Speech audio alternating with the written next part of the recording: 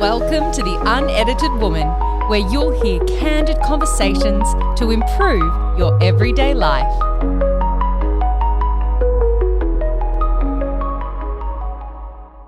Hello everyone, I'm Ash Butterss, the Makeover Mentor, guiding you through a physical, emotional and spiritual makeover. And welcome back to The Unedited Woman. Today in the chair, I have the incredible Jess Jackson. I am so excited to be sitting down with Jess today. Jess is an inspiring business founder. I'm going to talk more about that in a moment, as well as a meditation teacher. So she hits all of my favorite things.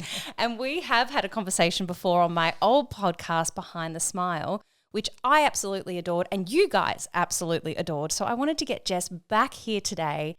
And to spice things up a little, we're going to change the energy and the flavor of the conversation a little bit and deep dive into some key areas. So Jess, welcome to The Unedited Woman. It's so nice to have you. Thank you. I love this resurgence of you're back in our ears. It's so good to have you. Oh my goodness. The feedback's been so nice. I had a friend comment on a post I did recently. She's like, oh, Mondays are back to normal because I'm dropping the episodes at the same time. And I think, yeah, people, when they start to fall in love with your podcast, they tune in every week and they get used to that rhythm and that consistency. So I do know that it was a bit of a shock when Behind the Smile ended.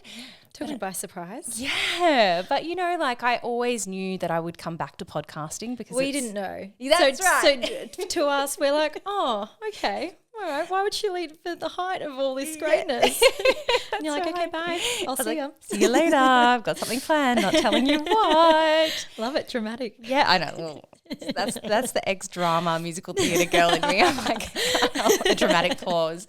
But yeah, we're back. We're here, The Unedited Woman. It's a different flavour and a different experience. But I'm just so overjoyed that you can join us here today because you don't live in Melbourne. So the fact that I get to have you here in the podcasting room as well is even extra special. To see you. Literally. What brings you here, honey? Seeing family and friends. So I do normally come down for something. I was down a couple of weeks ago for an event, but it's very fly in, fly out. And I have a lot of friendships and relationships and my family's here. So just coming in, spending some time with them outside of work. Yeah, nice. And do you find, because how long have you been away from Melbourne now? Do you know it's almost 4 years? What? Yeah, it feels like it's gone by in a blink. Actually, that makes a lot of sense because Frank just celebrated his 4th birthday. My dog now. So for those of you who are not watching this podcast but are just listening, Frank has positioned himself on Jess's lap and is refusing to move. So he's joining us for today's episode, which is absolutely... So if you hear growls or bark, it's not me. It's not coming from... It's not... The one's not on the visuals. I'm not growling. It's Frank. Actually, Damo's going to walk through the door at some stage and I guarantee you Frank we're not will getting bark. Him on my lap. Yeah. I draw the line at the dog. The whole family are going to be here for this conversation. Oh my God. You did say you're going to spice it up. Yeah. Dogs, partners. Okay, focus. Reel it back in. No, I'm a self-talk there. So Jess, I want to kick things off by asking you, firstly, for those who may not know, who are you, what do you do, and what gets you out of bed in the morning? So I'm Jess Jackson. I am first most a business owner. So I've started Good Living Only. And then second to that, I'm also a meditation teacher. So I like to combine the two. It keeps me in balance. And what gets me out of bed is, might sound corny, but it's my future self. So it's the version that I want to be. It's knowing that I'm going to feel a lot better, that I'm going to be productive. And I guess that's helped me have an early morning routine because previously I would tie it to purpose. Like a dog would get me out of bed and take them for a walk, or my job. And so when these things, I travel around and move a bit. So when that's gone, I found I need to have something that's inner that draws me to getting up in the morning opposed to external things. Totally, because as an entrepreneur and being self-made, you have to be a self-starter as well in all areas, right? Yeah. Have you always been like that, or is something that you've had to kind of bring out from within yourself? Definitely brought out within myself. So it's odd because I've always had these tendencies, but I just had so much fear wrapped around taking that leap. And there were times in my life where, I'd quit my job and the thought of starting my own business was, oh no, I can't do that. And so having worked through that and realizing, no, that is what I want, it was just the fear holding me back and how I would come about starting a business, and all too hard basket. But the tendencies of a business owner have always been there. So I've always been motivated. I've always been fiercely passionate.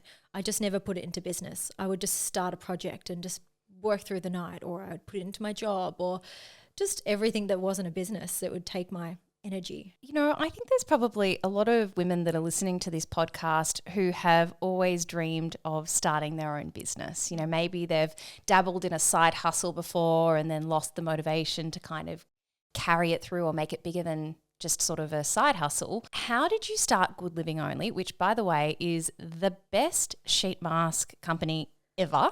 Like we recently ran the Radiant Woman 2-day transformation workshop, and each of the women that attended that event got to apply the Relax mask. And they all, oh my goodness, everybody's new favorite. Some of them had already tried Bondi and everyone was just raving about this Relax mask, and they popped it on, and then I guided them through a 30-minute meditation. Oh, juicy. Their skin afterwards, I was shocked. They were shocked. It was Hard to just shock you. You're a skincare queen. literally, So that's a tick. Thank you. Oh my goodness. Everybody just like, seriously, if you have not tried this skincare brand, please go check it out. Good Living Only. How did you have the bravery, I'm going to call it, the courage to actually go, I'm going to do this and I'm going to make this my primary income? So that's an excellent question, because I kind of gloss over it, and you see a lot of this as well.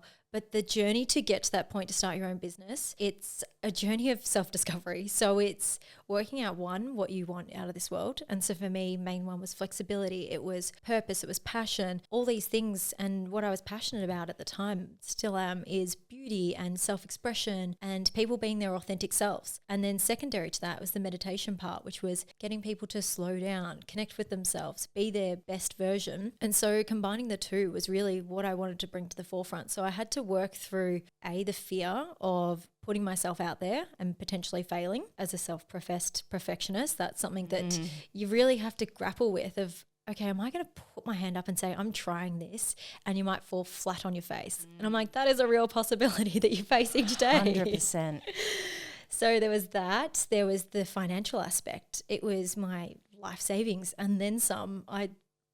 Throughout the course of business, I sold my car to buy more products. And so you're really having to back yourself. So for me, I didn't have this unwavering self-confidence. It was something that I had to work on whilst I was putting myself out there.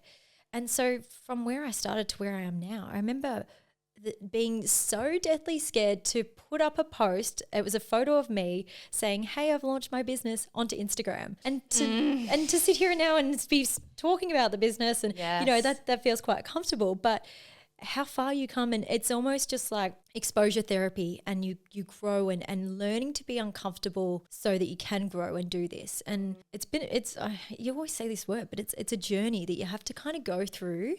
And whilst on the meditation journey, I was just unearthing all these self-limiting beliefs, and I can go on for hours about all the different things that I had to do to get to a position to put myself out there. And I just want to caveat that anyone that's got some sort of fear or something holding them back, there are a lot of things you've got to unearth to get to this position. And I mean, some people are just born with that innate self-belief, and they've had a blessed childhood, and, you know, they've had parents that love them and tell them they can do well. I hear these people exist. And they haven't gone through those kind of things that shock you and show you the real side of the world and then can make you fearful. And kudos, God love them. Got to have these people balanced in the world. But for the others that have kind of weathered the storms of life and their tribulations and kind of been knocked down a couple of pegs, it's not to say that you can't do it. It just takes a little bit of deconditioning to get you into a position where you do want to put yourself back out there. You're reminding me of, I went to a networking event recently and they had a guest speaker there. Her name was Alice Taylor, and she has created an activewear brand called Ava, and she's doing incredibly well. She's 24 years old. She's built the brand on TikTok, and she was amazing. She was sharing actually how for the first 6 to 12 months of her business, she would say, oh, it's my friend's brand, because she was so afraid of putting her face to something in case it failed. Yeah. And that was a struggle I had when I started. I was promoting, or my messaging was around my journey of letting go of makeup and how it was just being in my own skin and the confidence to do that. And that then led me to doing sheet masking and looking into skincare and meditation. Like, it was all intertwined in my own journey. But I was doing this dance of, well, I don't want to tell people it's me. I want to be behind the scenes. I don't want to be the face of the business. But then how do I tell this story about why sheet masks are so powerful? It kind of needs the story to give it some substance, opposed to just being another product in the market. And for me to help others with the calming your mind to calm your skin.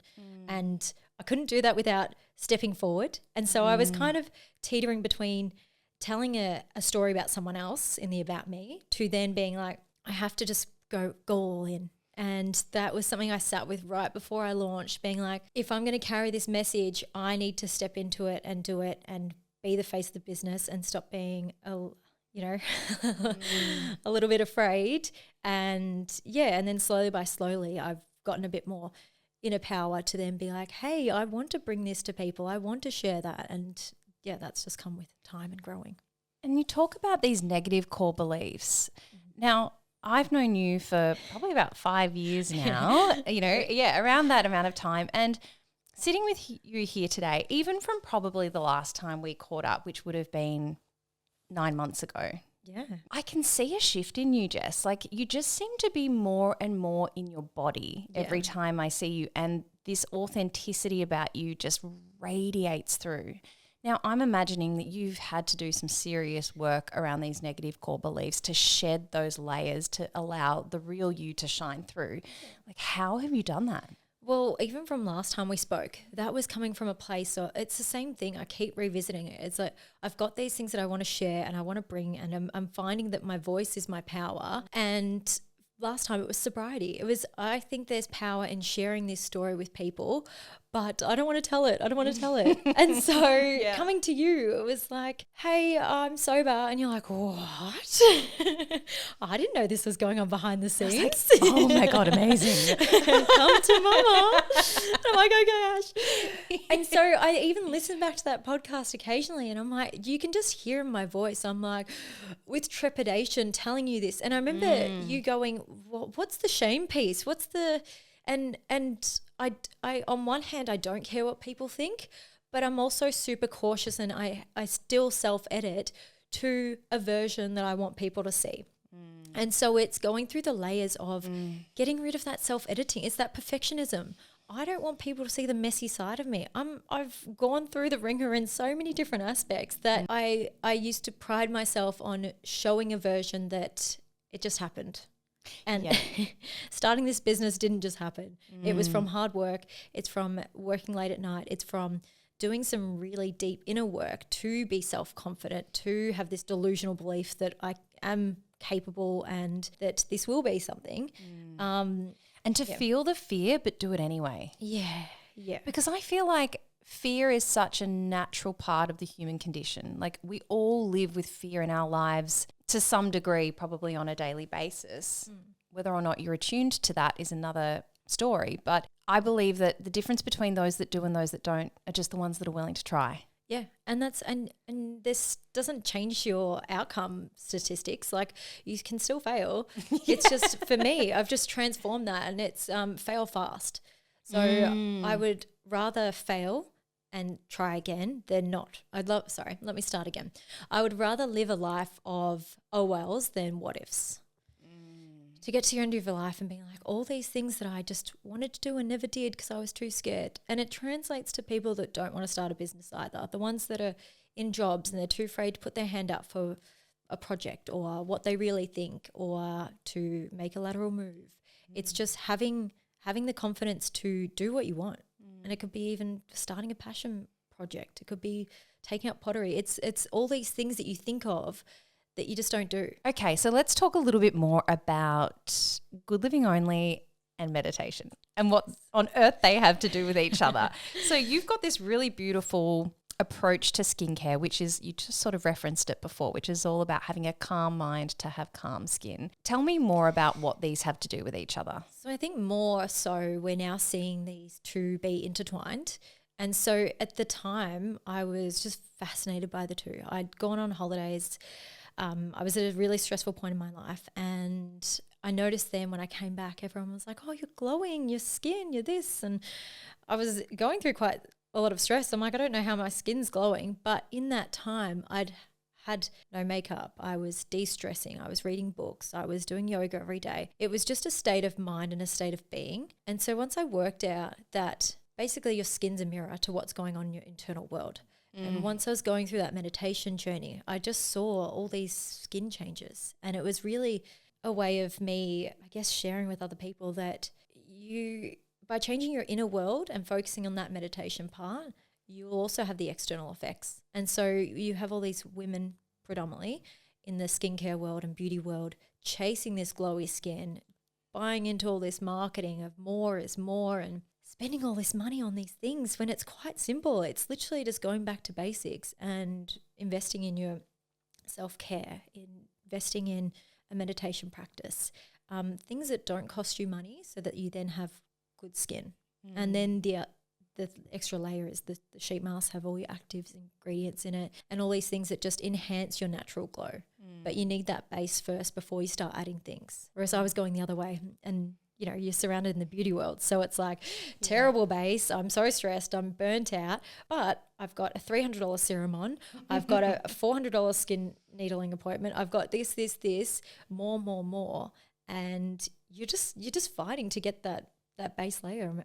Great. So yeah.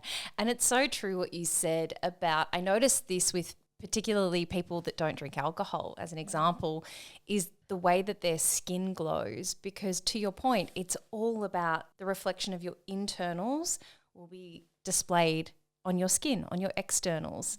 And it doesn't matter how many expensive serums you put over the top, if you're still treating your internals like rubbish, you're going to see that on the skin. Yeah, definitely. And the drinking piece is a huge part to it because your I guess so collagen is, you know, we stop producing collagen in our 30s, which is devastating because it's what keeps our skin so plump and youthful and glowy.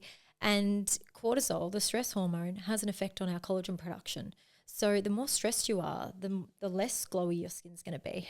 I love how Frank just literally laid down as Jess was talking about Am I stress. boring you? He's like, oh no. It's like talking about de-stressing. Yeah, exactly. He's like, I'll show you how to de-stress. Yeah. So it was the combination of the two. Like drinking raises your cortisol levels. So where can you causes quite a lot of inflation internally, right? Yeah. Yep. And then that's where you get that puffy face syndrome, and you know, drinking is terrible for your skin. So we won't go down that path. Yeah, I know, we could do it. We've already done a podcast episode on that. Okay, so you know, I work with a lot of women who incredibly time poor. These are the main two pain points I hear from women: time and energy. And when I talk about energy, I mean that they spend the majority of their days giving to others. And so by the time they do get that slice of time at the end of the day, maybe 10 minutes to themselves, they're exhausted. Yeah. So as a meditation teacher, what would be some advice that you have as a way where people can start to gently implement some mindfulness-based practices into their daily routine? It's having something that's easy for you. So for me, it's mindful moments. It's not being so stringent on you need to meditate 20 minutes twice a day or 30 minutes. It's just not achievable for people that are living busy lives or have children or haven't done meditation before. It can be quite confronting. So finding times where you have mindful moments, it might be in the shower, it might be driving to work with no music on, it might be just sitting in your car before you enter the house and just doing some deep breathing. It's finding these ways where you can just start to slow down. And what I'm hearing as well from the collective is everyone is just so overstimulated. We're just being pulled in so many different directions. You're listening to a podcast on your way to work. You're on your phone on the tram on the way to work. You sit on a computer all day. You're then texting whilst you're at work. You come home. You scroll on the internet. We're just so overstimulated that you get to these moments where it's almost freeze and you just start scrolling on your phone without knowing what for. Totally. Like, I'm going to go TMI for a minute. I take my phone to the toilet. That is TMI. I'm like, I catch myself. I'll sit down, you know, just to do a wee. And I'm like, why is my phone in my hand right now? Can I not have that 30 seconds? That's a mindful moment. Your bathroom is a sacred time. Like, and I'm conscious of as well because you're just like, okay, quick, I need to get this out, get this email out. Yeah. And we're just stealing time from ourselves. And so you can't pour from an empty cup. It's so cliche, but the people that are just giving, you almost need to take a step back, fill up your cup, have that moment to yourself so then you can give. And so if you're running a busy household, it's having your 10 minutes in the morning to have a cup of tea, don't touch your phone, having some breathing exercises, and then giving to other people, getting the kids dressed or jumping on the laptop and doing emails. It's really, and then the additional layer to that from a meditation perspective is having compassion that you can't do everything. Just know that you're doing the best that you can, and just being really kind to yourself that those moments where you're taking time out are guilt-free. Take the guilt away, have some compassion so that you can do that. Because it's so layered. We feel guilty for taking the time for ourselves. Then we don't, and we're stressed. Yeah. And it's this snowball effect. And it's just taking these micro changes so that we can have these big changes. Yeah. And I think as well, it's important to note that if you're somebody who is in a cycle of give, to actually break the cycle and to take time back for yourself, even if it's 10, 15 minutes in the day, it will feel uncomfortable. Resistance is going to come up because you're creating a new neural pathway. Yeah. It's not going to necessarily feel that nice, and you actually might feel like you're letting people down. Yeah. But I promise you, taking that time back for yourself allows you to then show up in your relationships as the best version of yourself. So even though maybe you feel like you're sacrificing that 10 minutes with your children at that point in time, a better version of you will come back into that space. And that's how you can reframe it so you don't feel that guilt. And I sit here and I try to remember those moments where that felt so far away to be mindful or grounded. And it's putting myself in a position of people who it's so hard for them to relax. And it's taken me a long time to learn how to rest and relax. And so I empathize with people that can't, because I was that person. Totally. And still to this day, if I'm lying there having some time off, I need to be conscious of not guilting myself into doing things, or I should be doing this, or should be doing that, because it defeats the purpose of resting. So it's just taking that guilt piece away and reframing it as, say you've got a family. I need to take this rest time for me so that they get the best of me. If I'm not taking this rest time, I might become agitated. I might react. I might say something I don't mean. In a partnership, it may be I want to be the best version for my partner so that I'm not moody, or friends. You know, you don't want to. It's if you can't bring it internally of why you're doing it for yourself, try and pinpoint a reason why it's good, and then slowly but surely you will rewire it to it's just being your natural way of being. Yeah. That you start to feel like I need rest. Totally. And even just something as simple as having more patience. Like the way you show up, the way you interact with people comes from a better place when you have looked after yourself. Yeah. And I always think of the kettle analogy, where we've got a kettle and each life stressor is a cup of water. So you pop each stressor into the kettle and eventually it fills up. And so everything there, each next stressor is just overflow. Your kettle's just overflowing. And so you want to be reducing these stresses so that you're not having these emotional outbursts. You're not reacting to everything. You know, you see it with people, maybe it's a boardroom meeting, and someone's just reacting and you're like, that is so disproportionate to what we're talking about. But you dig down in the layers and you go, hey, what's going on? And it's, this has just happened at work, or this has happened at home, and it's just all the other little things built up that they react to that last cup of water going into the kettle. Totally. You've just reminded me, I was walking down the street yesterday or the day before, and somebody just got on their horn and it was just like so loud and so aggressive. And I just thought to myself, wow, what's going on for you? That's how you're responding. Like just a little doot is probably all that was needed. But that just aggression, and it's pent up. And that's also across a lifetime as well. Like you said, yeah. It's just coming from reaction. And that's where meditation, mindfulness, it trains us to be less reactive. And you're still human, you still want to react, but the difference is you kind of have a pause before,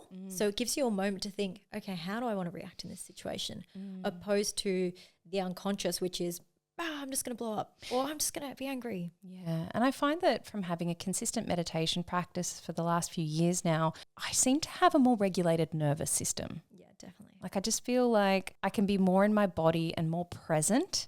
And then, like you said, I seem to be able to just respond and kind of move with the ebb and flow of life rather than resist against it. Which, when people are so burnt out and so exhausted, we're so dysregulated. And that's where you get this fawn freeze response. I know you're a fan of Dr. Nicole LaPera. I am. She's just behind us. I owe so much to that book. If anyone wants to do a deep dive into their inner psyche, to Dr. Nicole LaPera. Yes. But she always puts posts up about that fawn freeze, is that we're in such a modern environment that this overstimulation of being on our phones and that, it puts you into that perpetual state of, oh, I'm just exhausted, I'm just going to doom scroll. And that trains you to crave that dopamine. And so it's this perpetual bad cycle that is hard to break. I don't want to say lightly, just meditate. Like, it is quite hard to get out of that and regulate your nervous system. But the more that you do to strengthen that, which is take that self-care moment, or even just recognize when you're getting stressed and try and pull yourself back, it just helps with strengthening it for the long term so that you can have better practices. I love that. And you've just made me think of something else as well, which I've been trying on for size recently, is having tech-free days. I would love to be off the grid full time. Yeah. So for me, because I notice, I do a lot of my work through my phone, and I know you're the same, at least one, if not both weekend days, I'm not on my phone. I'm not in social media, that's for sure. And I try to actually be away from my phone, my device, for as long as possible. So maybe if meditation feels out of reach for you, you could start with a couple of hours tech-free and build up from there. Yeah, and that's just a mindful moment. It's having I laugh because I'm always on my brother's case about meditation. He goes, no thanks, I'll start my mornings by scrolling on TikTok for an hour. Oh, he's joking, but he's not. And so it's like, even just changing a slight, you just want to do micro changes so that then you can get into a place where you can sit still and meditate. And that might not be the goal for everyone, but having even just your mornings, the first thing you do in the morning before checking your phone, just give yourself 10 minutes before you check your phone before you wake up. That might then turn into 20 minutes. I don't check my phone until after 10 o'clock. Unless I need maps to get somewhere. But it's just having that time, and I'm the queen of do not disturb. It drives my partner insane because I'm just like, I don't want to be contacted. I don't want my phone binging, and I mute all my WhatsApp chats. I'm annoyingly hard to get in contact with. Yeah, I love that. Because each ding, each notification, it spikes your cortisol, and you're just like, you're constantly in a state of, oh my God, what's happening? Yeah. Oh my God. I need you to look at my phone because I can't work out how to, I swear it's on do not disturb, but it still goes zzz.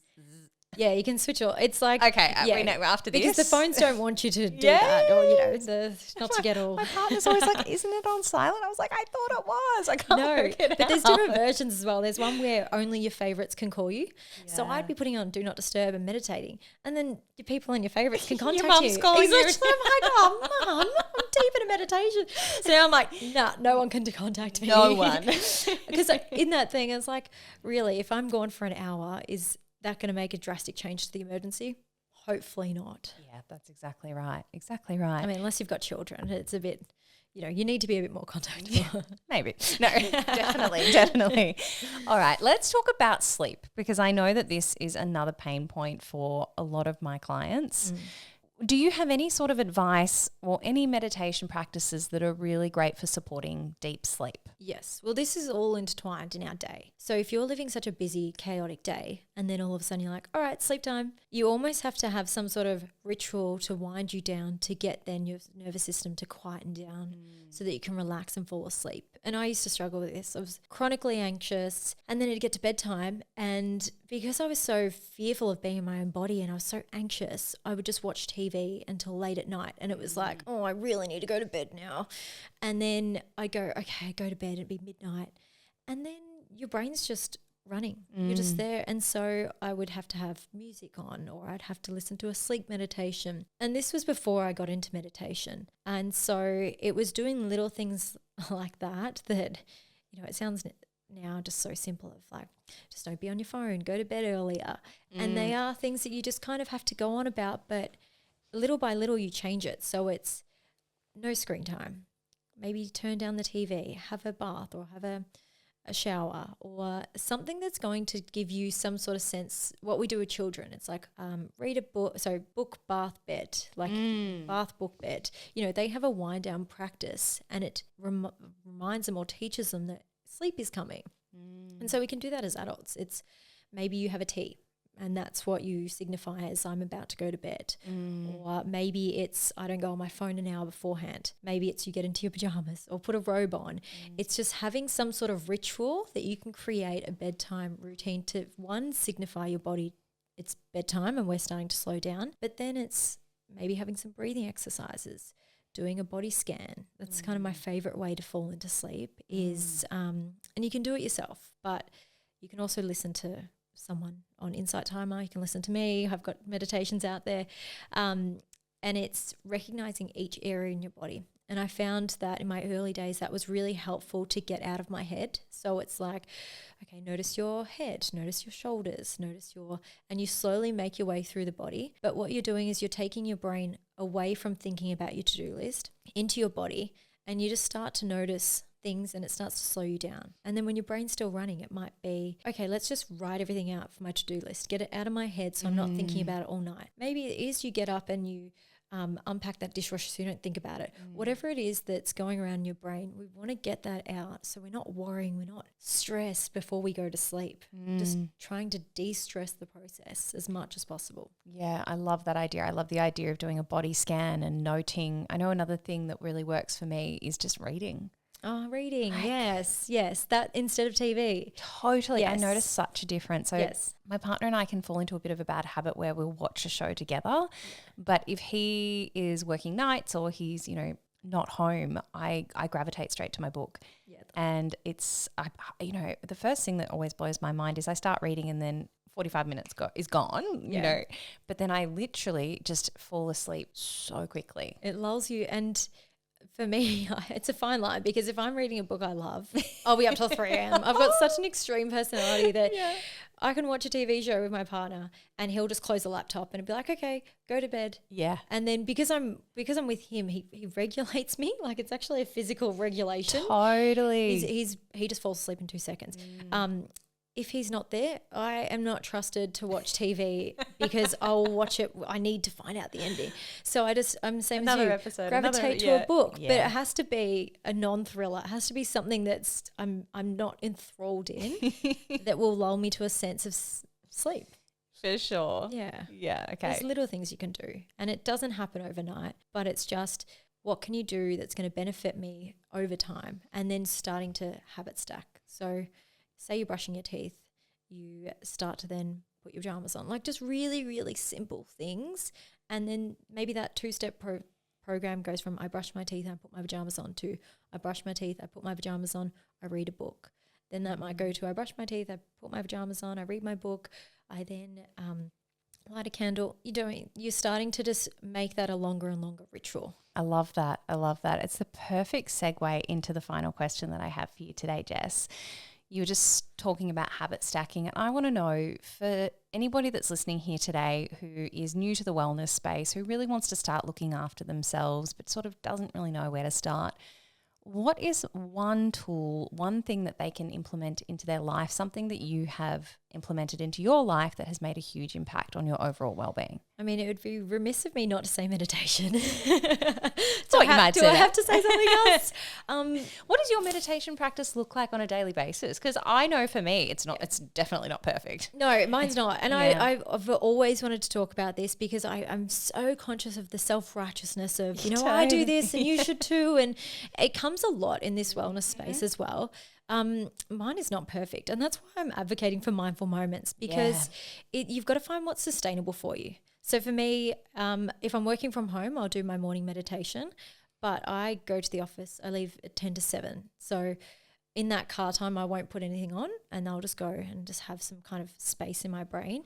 Outside of that though, I will do 30 minutes unguided, which I know to people that don't meditate, that would be so hard to do because sitting there in stillness with nothing but just music, it's quite hard. So that's kind of my practice. And when I'm on holidays, I definitely have a more consistent practice, but I just try and find the times. And mostly it's at nighttime. So it's not the morning and I wake up first thing. That's for me, I'm a sleepy gal. If I meditated first thing in the morning, I fall back asleep. So just do what works for you. And maybe meditation, it might be a walking meditation. I'm all about finding something that's going to be sustainable for you.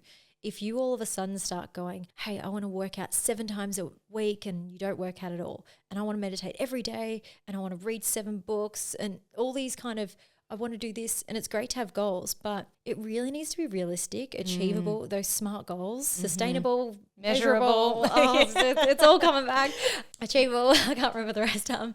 So that you're just doing little things that overall will move the needle. I love that, because it's so true, isn't it? If we set ourselves up for these big, audacious goals and then we don't meet them, the brain so quickly goes, oh, well, I tried that and it didn't work. Well, it's a self-fulfilling prophecy. Your brain wants to keep you safe. So anytime you're doing something different or out of your comfort zone, first of all, your ego is going to kick in and be like, hold on, we don't like this. Let's not do it. And it'll start to tell you all the reasons why, which is what I had to overcome when starting the business. It was like, you're going to fail, you're going to do this and that. That's the ego trying to keep you safe. And that's our brain's responsibility. It wants to keep you in that safe comfort zone. Don't rock the boat. And then the addition to that is it is uncomfortable to grow. So you have to push through first the ego noise and then get to a place of this might not feel good for a long time until you rewire those pathways, and then it just becomes habit, and then you feel a lot better. But it doesn't happen overnight, and you just need to, 1, start, 2, pick something really easy and sustainable, and that way you get these little ticks. And it's like, okay, cool, I did 2 minutes of meditation this week, and that's so little. And then it's like you're building this confidence. Whereas if I said to someone new, meditate 30 minutes a day, and then they did it maybe once. And then it's unguided. And they're like, oh, I'm a failure. See, I told you. I'm bad at meditating. This is why we don't start things. And then your brain confirms what you're already fearful of, and you get stuck in that loop. So you want to really trick your brain into doing really tiny micro things. So it's not like they're going to be I treat the brain as a second person, but they're not going to be alarms and going, hold on, we don't like this change. You kind of just creep them in there so the brain doesn't speak up and or your ego start telling you why you shouldn't do it. And then over time, you just grow them. And then the brain's like, oh, okay, we could get used to this. We'll make some changes. All right, this is just our new way of being. Yeah, it's a much more gentle approach. And I guess that last piece, which you've touched on as well already today, compassion. Well, just being kind to yourself. And I am the first to do this. Perfectionism doesn't just die overnight. But just knowing that you're doing the best that you can at all times. We only ever have tools that we have at that moment. So it's easy to look back and be like, oh, why didn't I do that then? It's like you only knew what you knew then. So just finding some compassion of like, life is hard, especially right now. It's very stressful for everyone. And so just knowing that if you're making small changes where you can, not beating yourself up that you're not this perfect version, because I hate to tell you, but no one is. Even the people that sit up there and say, and if they pretend they are, they're lying. Yeah. Like we're all human. It's like having that humanness. And that's where I sit here and I'm like, my practice isn't perfect, but I allow myself the humanness to it, which no one's perfect unless the Dalai Lama or they've got all this time and, that's great. But realistically, most people aren't like that. So true. Oh, I love that. Thank you. What a beautiful note to end on. Jess, if people want to find out more about you, get some good living skincare, or even listen to one of your meditations, how can they do all of that? So they can head to goodlivingonly.com. So there is a meditation on there. If you'd like some further meditations, you can find me on Insight Timer. Is that Jess Jackson? Yes. Awesome. And then just my personal Instagram, JessJackson_GLO. Amazing. Thank you so much for joining me here today. I've absolutely loved this conversation, and I'm sure I'll speak to you really soon. We'll see you on the next evolution. Exactly right. We're going to make this one stick. Thanks, beautiful. Thank you.